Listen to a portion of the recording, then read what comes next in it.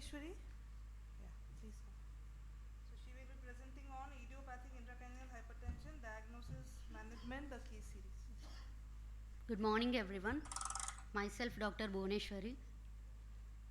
My topic is idiopathic intracranial hypertension, diagnosis and management, a case series. Aim and objective to emphasize the importance of idiopathic intracranial hypertension, to alleviate the symptoms and to preserve the visual function. Introduction. Increased intracranial pressure without any definitive structural or functional cause is known as idiopathic intracranial hypertension. Its peak incidence is in second and fourth decades of life, especially in obese women of reproductive age group. Clinical features of IIH are headache, tinnitus, blurring of vision, giddiness, transient visual obscuration, and horizontal diplopia.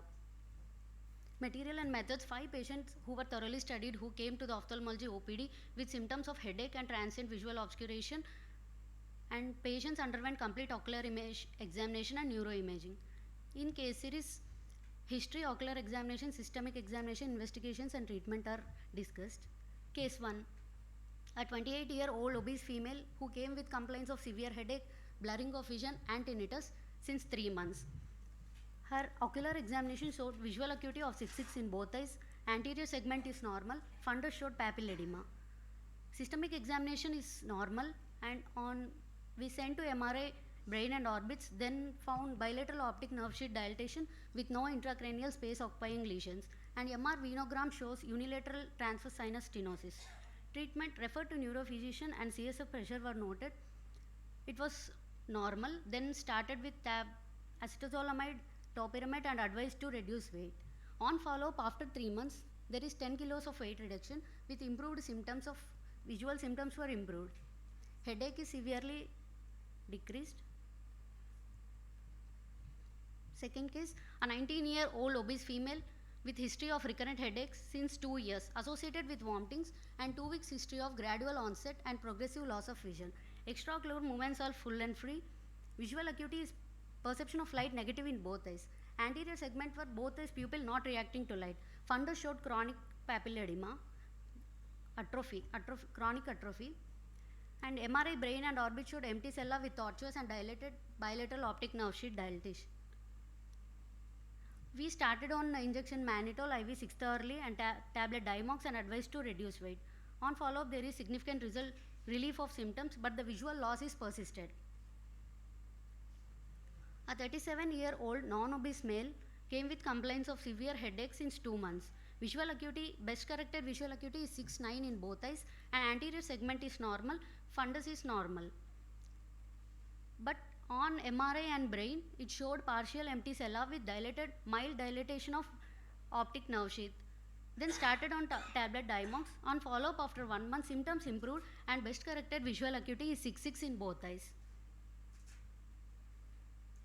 A 28-year-old non-obese female came with complaints of headache since 1 week, transient obscuration of vision and giddiness since 2 weeks. Visual acuity is 6.6 in both eyes. Anterior segment is normal and fundus showed early papilledema. Tablet Dimox is started,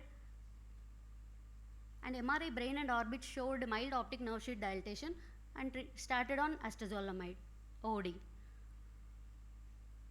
Case 5. A 37-year-old obese male came with complaints of worsening headache, impairing daily activities since 6 months. Visual acuity is perception of light negative in both eyes. Extraocular movements are restricted in abduction. Anterior segment is normal, fundus showed bilateral optic atrophy, and MRI brain and orbits with venogram showed bilateral dilated and tortuous optic nerve with bilateral transverse sinus stenosis. He was started on acetazolamide 250 mg twice a day and advised to reduce weight. These are the MRI image showing empty cella and bilateral optic nerve sheath dilatation and tortuous optic nerve. Idiopathic intracranial hypertension is a disorder characterized by increased intracranial pressure of unknown cause, predominantly affects the obese women of childbearing age. Atypical IIH can also be seen, which is seen in males and non-obese people and children. Clinical presentation include headache, tinnitus, diplopia, and it is a diagnosis of exclusion using modified Dandy criteria. Complete ocular examination, visual fields and neuroimaging like MRI and MRV of brain are required. Papilledema is a hallmark feature on ophthalmoscopic examination.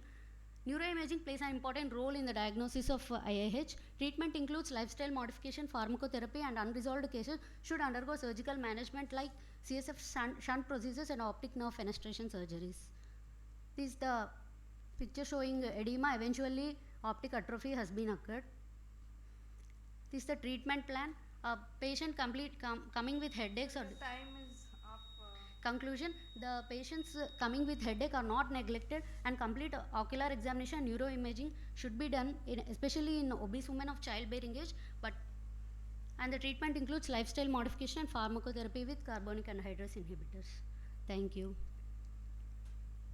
Okay, thanks, Bhuvaneshwari. So there are already like this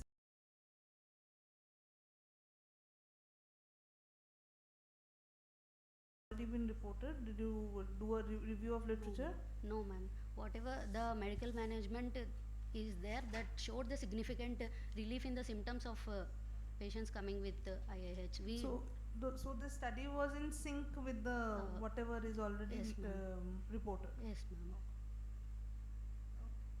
Did you do visual fields in all the cases? No, ma'am. Actually, visual fields are not available.